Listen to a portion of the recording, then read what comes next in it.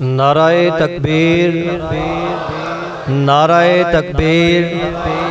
جمعیت اہل حدیث پاکستان، جمعیت اہل حدیث پاکستان، علامہ حشام الہی ظہیر، علامہ حشام الہی ظہیر۔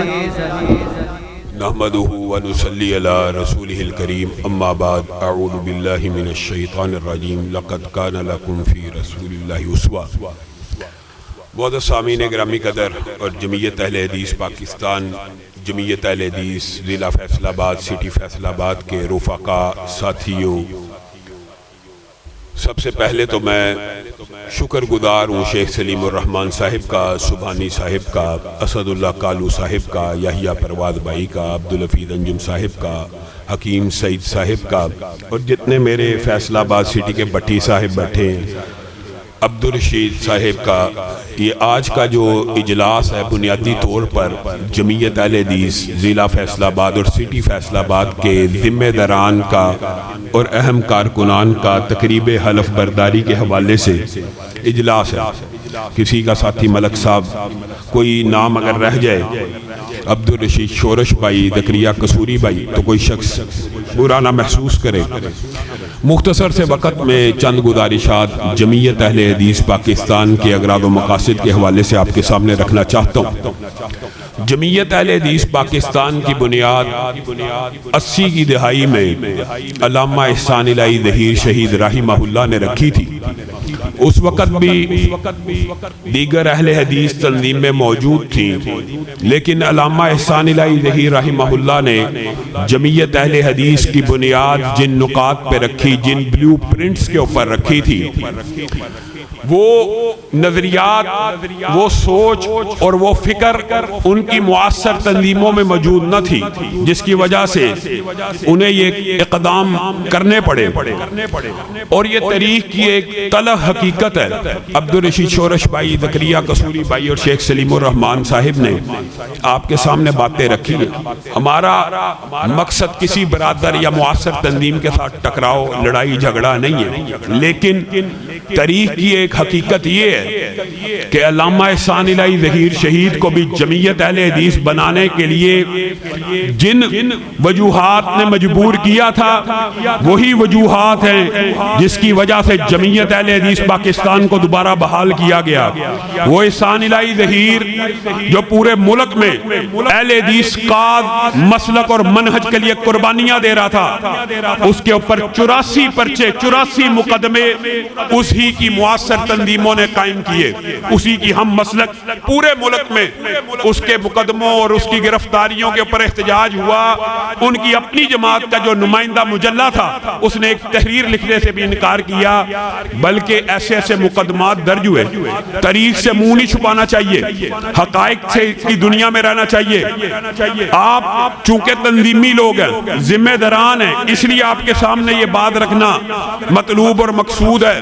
علامہ احسان الہی ظہیر شہید کے اوپر خانے وال میں ایک ایسا مقدمہ انہی کے مسلک کی جماعت کے لوگوں نے قائم کیا، جس کے اندر الزام لگایا گیا کہ فلاں عورت علامہ صاحب کی بیوی ہے۔ علامہ صاحب عدالت میں پیش ہوئے اور کہا اگر میری بیوی ہے تو میرے ساتھ اس کو رخصت کیا جائے، تو وہ عدالت میں عورت چیخ اٹھی کہ میرے پر مجھے پیسے دے کے فلاں فلاں لوگوں نے مجبور کیا تھا کہ میں عدالت میں ہوں۔ وہ علامہ شہید جو تبلیغ کے میدان میں جاتے ہوئے، ڈرائیونگ کرتے ہوئے، گاڑی میں بیٹھے ہوئے ہیں، ایکسیڈنٹ ہو گیا، گاڑی دریا میں گر گئی، ڈرائیور ہلاک ہو گیا، اپنی ہی جماعت کے لوگوں نے قتل کا مقدمہ درج کرا دیا۔ علامہ صاحب کی زندگی میں 84 مقدمے ان کے اوپر درج ہوئے، جس وجوہات کے اوپر علامہ شہید نے جمعیت اہل حدیث پاکستان کو بنایا، اور اس کا جو منہج تھا، اس کا جو منشور تھا، اس کا جو نظریہ تھا اور نعرہ تھا، اسی نقطہ نظر اور اسی نظریہ اور نعرے کو لے کے جمعیت اہل حدیث پاکستان کو بحال کیا گیا۔ مجھے بتلائیے ایمانداری سے، آج فیصل آباد ضلع کے اندر موجود ہوں، یہ یحییٰ پرواز صاحب، اسد اللہ کالو صاحب، ابھی حکیم فاروق حیدر صاحب نہیں آئے، محمود الحسن ساکی صاحب گئے ہوئے ہیں، وہ گواہ ہیں۔ اسی ضلع فیصل آباد کے اندر اہل حدیث مساجد کو تالے لگے ہوئے ہیں، مسجدیں سیل ہوئی بھی ہیں، دیگر لوگ ان کے پر مقدمات درج کرا رہے ہیں. کسی مسجد کے اندر صرف ضلع فیصل آباد کی 11 سے زیادہ مساجد کے کیس جمعیت اہل حدیث کے دفتر میں پڑے ہیں. یہ عبد المنان آسم بھائی بیٹھے ہیں, پوچھیں ان کے اوپر مقدمات, ان کی دکانیں جو ان کی مسجد کی دکانیں اس کے اوپر مقدمات نہیں درج کیے. یہاں پہ بیٹھے ہیں سامنے, پوچھ لیجئے کس نے یہ مقدمات لڑنے ہیں, کس نے یہ مسجد آزاد کرانی ہے. ایک مسجد ہے یہاں پہ, وہاں پہ جی جمعہ نہیں ہوگا. کس وجہ سے؟ اہل حدیث ملک میں اقلیتوں سے بھی زیادہ کمزور ہیں. قادیانیوں کو عبادت کا حق حاصل ہے لیکن اہل حدیث کو جمعہ نہیں پڑھانے دیا جا رہا. کس نے جمعہ پڑھانے کے لیے اس مسجد کے لیے آواز اٹھانی ہے؟ اگر آپ ذمہ داران اور آپ کارکنان اور آپ اہم لوگ اس قواد میں جمعیت اہل حدیث کا ساتھ نہیں دیں گے اور عوام اپنے حقوق کے لیے سڑکوں پہ نہیں نکلے گی تو یہ مسجدیں بند رہیں گی. لیکن اللہ کی قسم صرف آپ یہ جو بیٹھے ہوئے, یہ علماء کا ایک گروہ ہے, یہ ذمہ داران کی ایک تعداد ہے. آپ اگر اس بات کے اوپر عہد کر لے کہ ضلع فیصل آباد کے اندر کوئی اہل حدیث مسجد بند نہیں رہے گی, اللہ کی قسم 1 مہینے میں ساری مسجدیں کھل جائیں گی. لیکن آپ ارادہ کریں, ہمت کریں. مسجدوں کا کیس مجھے اب شیخ سلیم الرحمان بھائی اور عبدالرشید شورش بھائی اور زکریا قصوری بھائی بیٹھے ہیں اور ہمیں براہ راست لوگ فون کر کے بتاتے ہیں ہم نے جناب فون کیا کہ مسجد بنائی ہے, سٹے آ گیا شر پسندوں کی طرف سے. تو آگے جواب ملتا ہے تنو کی نے کی ایسی مسجد بنا. یہاں پہ جی جمعہ نہیں ہو رہا, جمعہ کسی اور جگہ جا کے پڑھ لیا کرو. فون پہ براہ راست اللہ تعالیٰ نے آپ کو ایک مقام دیا, ایک عہدہ دیا, ایک سیٹ دی, اس لیے کہ کوئی اہل حدیث فون کر لے اور فون بند کر دیا جائے اور کبھی کسی مسجد کی بات کر دی جائے تو اس کو ڈانٹ ڈپٹ کے خاموش کرا دیا جائے. کس نے کھلوانی ہے مسجدیں؟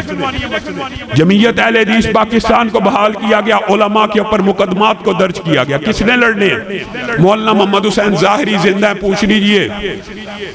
ایسا کیس لاہور کے اندر, اکاڑا کے اندر, ابھی عصر حاضر میں بڑے بڑے علماء کے اوپر مقدمات درج ہیں. کس چیز کے؟ توہین قرآن کے. اکاڑا میں ایک عالم دین نے نورانی قاعدہ بسیدہ ہوا, اس کے اوراق نہیں جلانے چاہیے. معاشرہ اس بات کا متحمل نہیں ہے, اس بات کو ہم کہتے ہیں نہ جلائیں نہ جلائیں, لیکن کیا نورانی قاعدے کے بسیدہ اوراق کو جلانا قرآن کی توہین ہے؟ یہ کس قسم کے مقدمات اہل حدیثوں پہ درج کیے جاتے ہیں؟ اور عام آدمی پہ نہیں, اہل حدیث علماء پہ, امام مسجدوں کے اوپر جعلی اور جھوٹے مقدمات درج کیے جاتے ہیں.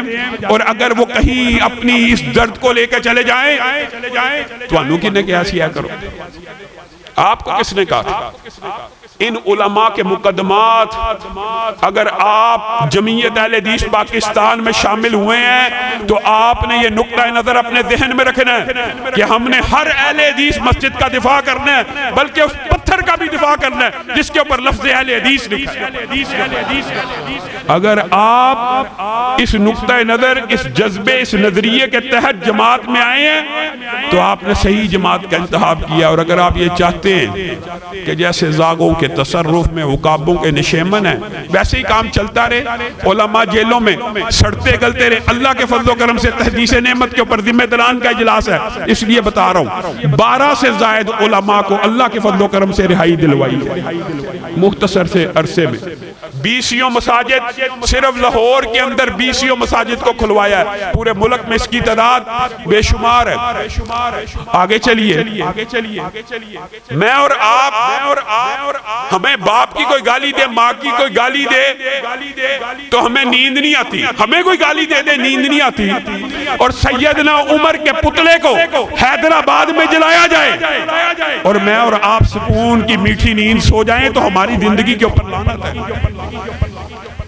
کس نے ان شر پسندوں کو کنٹرول کرنا؟ آپ نے اور میں نے مل کر دفاع صحابہ کی جنگ بھی لڑنی ہے کہ ملک کے اندر کوئی ایک شخص ایسا نہ ہو جو توہین صحابہ کرے, اور اگر کرے گا تو یا گرفتار ہوگا یا ملک سے فرار ہوگا. آصف علوی کا کیس آپ کے سامنے اسی فیصل آباد کے اندر میں موجود تھا جس وقت اس نے توہین کی, ہم نے یہاں سے تحریک کو چلایا تھا, وہ ملک سے فرار ہو گیا, یا گرفتار ہوگا یا فرار ہوگا. اسی طرح توہین صحابہ کرنے والے جتنے بھی ملزم اور مجرم ہیں، اگر آپ لوگ اس کاز کے اندر میرا ساتھ نہیں دیں گے، عوام کی طاقت سب سے بڑی طاقت ہوتی ہے۔ عوام اپنے حقوق، اہل حدیثوں کو بھی یہ ذہن میں رکھنا چاہیے کہ حقوق ہمیشہ ترلے منتوں اور مانگنے سے نہیں ملتے، کئی مرتبہ حقوق کو چھیننا پڑتا ہے۔ کس نے حفاظت کرنی ہے ختم نبوت کے کاز کی، حرمت رسول کے کاز کی؟ آپ کو کیا پتا؟ اس وقت سوشل میڈیا کے اوپر ایسی ٹیمیں بنائی گئی ہیں ملحدین کی طرف سے جو اہانت رسول کا کام کھلے عام کر رہے ہیں اور اہانت صحابہ کا کام کھلے عام کر رہے ہیں، اور کچھ باتیں تو اتنی تلخ ہیں آپ کے سامنے رکھوں تو آپ کے شاید بھڑکانے کے لیے اور جذبات کو انگیز کرنے کے لیے۔ اللہ کے فضل و کرم سے ابھی پچھلے ہفتے ہم نے ایک پورا گینگ جمعیت اہل حدیث کے نوجوانوں نے اہانت قرآن اور اہانت رسول کرنے والوں کا لاہور سے پکڑا، شادے وال کے قبرستان کے اندر، وہ جو سنگین جرائم کر رہے تھے۔ کس نے دفاع صحابہ کرنا ہے؟ کس نے دفاع ختم نبوت کرنی ہے؟ میرے بھائیوں ایک بات یاد رکھو، یہ جیسے عبدالرشید شورش بھائی نے کہا ہمارا مقابلہ کسی سے نہیں ہے، ہرگز نہیں ہے، لیکن ہمارا ایک نقطہ نظر ہے، ایک ویژن ہے، ایک نظریہ ہے کہ یہ جو اہل حدیث ہیں نون لیگ میں چلے گئے، پی ٹی آئی میں چلے گئے، پیپل پارٹی میں چلے گئے ہیں، وہ واپس آئیں۔ یہ جمعیت اہل حدیث پاکستان ان کو سیاسی پلیٹ فارم بھی مہیا کرے گی، اور اگر آپ جمعیت اہل حدیث پاکستان کو مضبوط کریں گے، اس کا ساتھ دیں گے، اس کے نظریات سے ہم آہنگ ہوں گے، تو اللہ کی قسم جمعیت اہل حدیث کا ابھی میرے پاس کوئی عہدہ، کوئی حکومتی عہدہ ہے، کوئی سیٹ ہے، کوئی وزارت ہے، کوئی مشاورت ہے، اللہ کے فضل و کرم سے بغیر سیٹ کے پاکستان کے اندر کسی بھی جگہ مسلک اہل حدیث کو کسی بھی مقام پہ ضرب پڑتی ہے، بغیر سیٹ کے ہم کام کرنے کے لیے تیار ہوتے ہیں اور وہ کام ہو جاتا ہے۔ اور اگر پورے ملک کے اندر ایسی پاکٹس اور ایسے حلقے بن جائیں جہاں پہ آپ کا کردار ایک پریشر گروپ کا ہو، کم از کم حلقے کے ایم این اے کو، حلقے کے ایم پی اے کو اس بات کا ادراک اور شعور ہو کہ جمعیت اہل حدیث جس کی حمایت کرے گی، جس کے پلڑے میں وزن ڈالے گی، وہی پلڑا باری ہوگا، تو آپ کے حقوق کا تحفظ ہو جائے گا۔ آپ کو بہکایا گیا، کھلونے دے کے بہلایا گیا ہوں، تمناؤں میں الجھایا گیا ہوں، اور علامہ شہید کی اگر زندگی کے اوپر آپ غور کریں، وہ ہزار دماغوں کا ایک انسان جانے کہاں کھو گیا ہے، قلم کی عظمت اجڑ گئی ہے، زباں کا زور بیاں گیا ہے، ہم ناتواں ہیں، ہم کمزور ہیں، لیکن دار و رسن کی گود کے پالے ہوئے ہیں ہم، سانچے میں مشکلات کی ڈھالے ہوئے ہیں ہم، وہ دولت جنوں کے زمانے سے اٹھ گئی، اس دولت جنوں کو سنبھالے ہوئے ہیں ہم، اور علامہ شہید وہ دولت جنوں اہل حدیث کے ذہن میں، قلب میں، فکر میں، نظریات میں ڈال کے گئے ہیں۔ ہر بندہ اپنی زندگی کے اوپر غور کرے، صبح اٹھے، کمائی کے لیے نکلے، کما کے گھر آئے اور سو جائے۔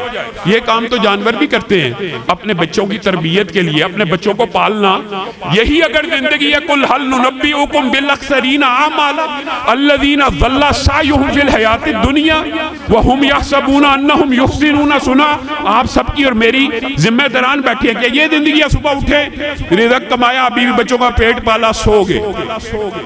ہمارے اور جانوروں کے نظریات میں کیا فرق ہوا؟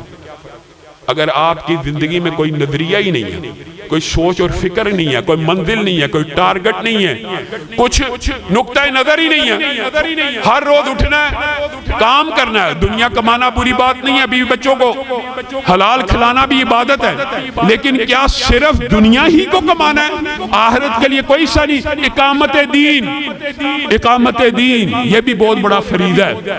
اللہ کی قسم ایک بات، ایک نقطہ سمجھ لیجئے، اگر میں اور آپ یہاں پہ جتنے علماء بیٹھے ہیں یہاں پہ بیٹھ جائیں اور اللہ کی تسبیحیں نکالیں، سبحان اللہ والحمدللہ واللہ اکبر ولا الہ ولا حول ولا قوت الا باللہ، پڑھتے جائیں، پورا ہفتہ پڑھیں، پورا رمضان پڑھیں، پورا مہینہ پڑھیں، کسی کو کوئی فرق نہیں پڑے گا۔ ویزے بھی لگ جائیں گے، ہر ملک کا ویزا لگ جائے گا۔ آپ دیکھتے ہیں تبلیغی جماعت والوں کا لگ جاتا ہے، اس کا مطلب ہے اللہ کہنے سے، سبحان اللہ، اللہ اکبر کہنے سے کسی عالم کفر کو کوئی فرق نہیں پڑتا. لیکن آپ میں سے چند لوگ صرف یہ نقطہ نظر، اور آپ نے آج یہ نقطہ نظر لے کے کھڑے ہونا ہے. اگر یہ نقطہ نظر لے کے کھڑے ہو جائیں نا کہ رسول اللہ کا دین صرف مسجد کے لیے نہیں آیا، رسول اللہ کا دین صرف ممبر رسول پر بیان کرنے کے لیے نہیں آیا، رسول اللہ کا دین بازار کے لیے بھی آیا ہے، رسول اللہ کا دین ریاست کے لیے بھی آیا ہے، سیاست کے لیے بھی آیا ہے، معاملات کے لیے بھی آیا ہے، معاشرت کے لیے بھی آیا ہے. هو الذی ارسل رسولہ بالہدی ودین الحق لیظہر. اگر آپ میں سے چند لوگ اس نعرے کو لے کے کھڑے ہو جائیں کہ رسول اللہ کا دین ریاست کے لیے بھی آیا ہے، سیاست کے لیے بھی آیا ہے، تو اللہ کی قسم پورا عالم کفر آپ کے خلاف کھڑا ہو جائے گا. اور یہی تو شعیب کی قوم کو بھی کہا گیا، شعیب کی ساتھ بھی یہی ہوا تھا. حضرت شعیب کو کہا تیری نماز مسجد سے باہر کیوں آ رہی ہے، ہمارے مالوں کو نشو و نما کو کیوں روک رہی ہے، اگر مسجد تک رہے گی کوئی پرابلم نہیں. رسول اللہ کا دین ممبر رسول تک رہے، عالم کفر کو کوئی پرابلم نہیں. آپ یہ سمجھتے ہیں جی امام ہو، حاجی ہو، نمازی ہو، شرابی نہ، اچھی بات ہے، ممبر رسول بھی پاک ہونا چاہیے. آپ کبھی گوارا کریں گے کہ ممبر رسول کے اوپر زانی بیٹھا ہو؟ آپ کی غیرت بھی گوارا نہیں کرتی. شرابی بیٹھا ہو، آپ کی غیرت بھی گوارا نہیں کرتی. لیکن میری اور آپ کی غیرت یہ بات ضرور گوارا کرتی ہے کہ تخت رسول، خلافت رسول، جو اصل کام ہے دین اور شریعت کا، اس کے اوپر کوئی زانی بیٹھ جائے کوئی پرابلم نہیں، بدکار بیٹھ جائے کوئی پرابلم. بلکہ الٹا ہمیں لوگ سمجھاتے ہیں مولوی صاحب، مولویوں کا سیاست میں کیا کام ہے جی، مولویوں کا سیاست کس کا کام ہے، یہ چوروں کا، لٹیروں کا، جگیرداروں کا، وڈیروں کا. جب آپ نے نقطہ نظر اور سوچ، آپ ذمہ داران، آپ کارکنان لوگوں کی اصلاح کرنے والے ہیں، اگر آپ نے بھی یہ سوچ و فکر بنا لی ہے کہ ریاست رسول کے اندر، تخت رسول کے اوپر، مسند خلافت کے اوپر جو مرضی بیٹھ جائے، آپ کے ضمیر کو کوئی فرق نہیں پڑے گا، تو پھر آپ بھی مجرم ہیں. ممبر رسول کو تو آپ نے پکیدہ رکھا اور رکھنے کی کوشش کر رہے ہیں، اچھی بات ہے، لیکن تخت رسول کو پکیدہ کس نے رکھنا ہے؟ میں اور آپ اس بارے میں کبھی غور و فکر کرتے ہی نہیں. آج وطن عزیز کے اندر آپ حیران رہ جائیں گے، نجی مجلس ہے اس لیے میں یہ باتیں کر رہا ہوں. آئے روز سوشل میڈیا پہ عبدالرشید شورش صاحب کی پوسٹ آتی ہے، شیخ سلیم الرحمان صاحب کی، مختلف جماعتی احباب کی، حکیم فروخ حیدر کی، کہ فلاں ساتھی شامل ہو گیا، فلاں ساتھی شامل ہو گیا، اکاڑے سے آتی ہے، قصور سے آتی ہے، فیصل آباد سے، مختلف علاقوں سے. ایک آپ کو سکہ بات بتاؤں، ایک بہت بڑا معاصر جماعت کا بندہ کہتا ہے یار انہیں تے مولگی بھابی نہیں جنہیں جمعیت اہل حدیث شامل ہو گئے. اندازہ کریں جب بندے کی سوچ اور فکر یہ ہو، ان کو پتہ ہی نہیں اہل حدیث کتنے، ان کو اندازہ ہی نہیں ملک کے اندر اہل حدیث کتنے، کہندے انہیں تے بھابی نہیں جنہیں جمعیت اہل حدیث شامل ہو گئے. اندازہ کریں ملک کے اندر اس وقت کم و بیش 2 کروڑ سے زائد اہل حدیث ہے. کہاں پہ ہے نظر نہیں آئے گا. ہمارا مقابلہ کسی جماعت سے کیسے ہو؟ ہم ان اہل حدیثوں کو جماعت میں لا رہے ہیں جو پہلے کسی جماعت میں نہیں تھے. کوئی پی ٹی آئی میں ہے، کوئی نون لیگ میں ہے، کوئی پیپل پارٹی میں. اور یہ بات بھی یاد رکھیے، جب کوئی قوم مسلک کمزور ہوتا ہے اس کو اتحادی سیاست کرنے کی ضرورت ہوتی ہے، لیکن اتحادی سیاست کے بھی کچھ پیرامیٹر ہوتے ہیں، کچھ اصول ہوتے ہیں. اتحادی سیاست بھی عزت اور وقار کے اوپر ہوتی ہے. عزت اور وقار جہاں پہ مجروح ہو جائے تو اگر آپ ایک سیکولر پارٹی کے ساتھ اتحاد کر سکتے ہیں تو دوسرے کے ساتھ اتحاد کرنے میں کیا حرج ہے؟ ایک بات یاد رکھیے گا، مذہبی جماعتوں کے نقطہ نظر میں عمران خان صاحب ہو، نواز شریف صاحب ہو، بلاول بھٹو صاحب ہو، یہ تینوں سیکولر پارٹیز کے لوگ ہیں اور تینوں ایک ہی مجلس کے لوگ ہیں، ایک ہی صف کے لوگ ہیں. آپ کا اور میرا نقطہ نظر کیا ہونا چاہیے کہ جس سے ہمیں اہل حدیث کے مفادات، اہل حدیث مسلک کا تحفظ جہاں سے ہمیں ملے ہم اس کے ساتھ کمپرومائز کر لیں. اور پچھلے الیکشن میں اسی وجہ سے ہر حلقے کو، تب جمعیت کو بحال ہوئے، ابھی 8 ماہ کے قریب وقت ہوا تھا، فروری 2024 میں الیکشن ہوئے، جمعیت اہل حدیث پاکستان کو 30 مئی کو بحال کیا گیا تھا. تو تمام جمعیت کے جو شورا کے اور کابینہ کے اور بڑے بڑے ذمہ داران سے یہ بات طے ہوئی کہ ہم حلقوں کو اوپن چھوڑیں گے، ہر ذمہ دار اپنے حلقے کی سیاست کا تجزیہ لے، جہاں پہ جمعیت اہل حدیث کا فائدہ نکلے اس کو اپنا لے۔ اب آپ مجھے ایک بات بتلائیے کہ معاصر جماعت کے امیر ہیں، 90 برس کے قریب ان کی عمر ہے، سینیٹر ہے، توہین کرنا مطلوب نہیں ہے، لیکن ٹی وی کے اوپر بیٹھ کے انٹرویو دے رہے ہیں اور کہتے ہیں یہ جو شخص ہے یہ میرے سے ٹکٹ مانگتا رہا اور جب میں نے اس کو ٹکٹ نہ دی روتا رہا، چلاتا رہا، اس طرح کی گفتگو کرتے ہوئے کہا، روتا پیٹتا رہا، اور جب اس کو ٹکٹ نہ دی تو جماعت چھوڑ کے الگ جماعت بلا لی۔ انا للہ انا للہ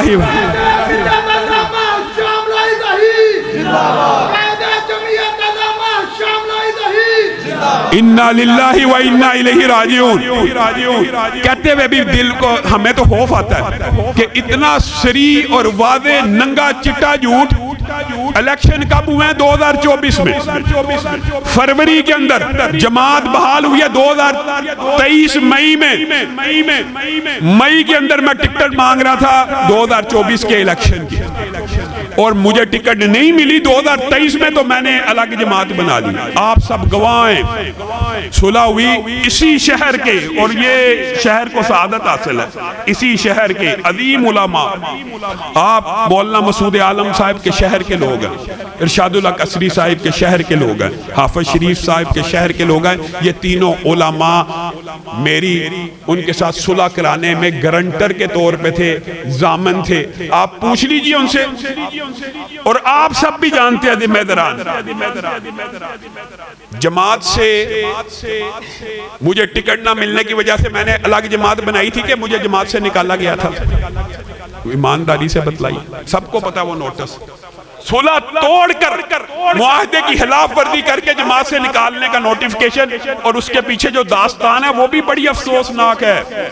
اسی شہر کے اندر رانا ثناء اللہ صاحب کے حلقے کے اندر تقریر تھی اور مرزا جہلمی کی گرفتاری کی تحریک چل رہی تھی۔ ان دنوں جو ہوا، جس کے کہنے پہ ہوا سو ہوا، لیکن اتنا صریح جھوٹ آپ ٹی وی کے اوپر آ کے بولیں اور کہیں کہ ٹکٹ نہ ملنے کی وجہ سے الگ جماعت بنا لی۔ آپ نے یہ کام کیا، گارنٹر موجود ہیں، علماء آپ کے شہر کے ہیں، آپ پوچھ سکتے ہیں۔ پھر دوسری بات یہ اعتراض ہے جی نون لیگ کی ٹکٹ مانگتا تھا۔ آپ کس جماعت کے سینیٹر ہیں؟ آپ بھی نون لیگ کے سینیٹر ہیں۔ اگر بالفرض میں آپ کی جماعت میں ہوتا 2024 کے الیکشن میں، جو میں نہیں تھا، سب سے بڑا جھوٹ ہے، تو میں نے آپ سے کس جماعت کی ٹکٹ مانگنی تھی؟ پی ٹی آئی کی یا پیپل پارٹی کی؟ نونی کی مانگنی تھی۔ آپ نون کے اتحادی ہیں تو نونی کی تو مانگنی تھی۔ تو تیری زلف میں پہنچی تو حسن کہلائی، وہ تیرگی جو میرے نام آئے سیاہ میں تھی۔ افسوس ہے، دکھ ہے، کیسے لوگوں کو گمراہ کیا جا رہا ہے اتنی بڑی عمر میں، جھوٹ بول کر، جھوٹے الزامات لگا کر، اور پھر یہ ساری بات، یہ انٹرویو اگر انہوں نے نہ دیا ہوتا تو میں آپ لوگوں کے سامنے نہ رکھتا، لیکن آپ کو حقیقت، ابھی عبدالرشید شورش بھائی نے مجھ سے کانفیڈینشل نہایت اہم دستاویز مانگی کہ آپ بھیجیں۔ میں نے کہا آپ نے کسی کو سینڈ نہیں کرنی، آپ دکھا دینا۔ میں نے کہا آپ کیوں مانگ رہے ہیں؟ کہتے ہیں کہ لوگوں کے کچھ اشکالات ہوتے ہیں، تو اس طرح کے انٹرویو سن کے شاید کسی کے ذہن میں جھوٹ اتنا بولو کہ سچ لگنے لگے، جھوٹ کی سیاست اتنی کی جائے کہ وہ سچ نظر آنے لگے، تو ہو سکتا ہے کسی کے ذہن میں اشکال آیا ہو کہ یہ وجہ اناد تھی یا یہ وجہ تھی جس کی وجہ سے۔ اور پھر مقدمات درج کرانے کی اگر بات ہے، علامہ شہید پہ ہوئے تو میرے 10 جماعت کے اراکین کے اوپر FIA میں مقدمات درج کرانے کی کوئی فلاں جگہ جلسہ نہیں ہوگا، فلاں جگہ نہیں ہوگا۔ اللہ کے فضل و کرم سے اس ٹکراؤ سے ہم نکل چکے ہیں، اور اللہ کے فضل سے اب پاکستان کے اندر جمعیت اہل حدیث پاکستان کا نہ کوئی جلسہ روک سکتا ہے اور نہ کسی جمعیت اہل حدیث کارکن کے اوپر یہ مقدمہ درج کروا سکتے ہیں۔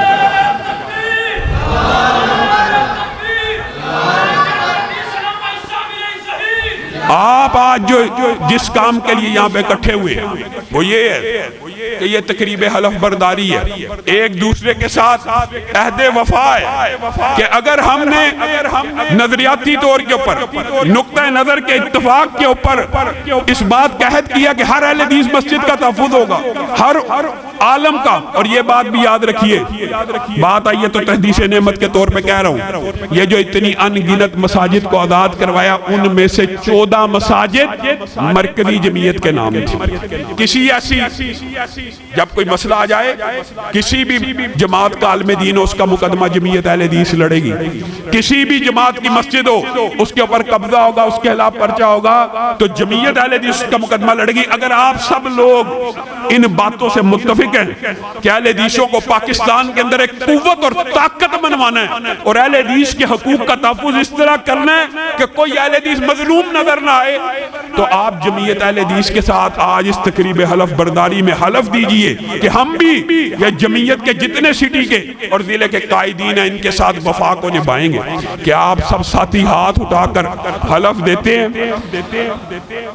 میں جمعیت اہل حدیث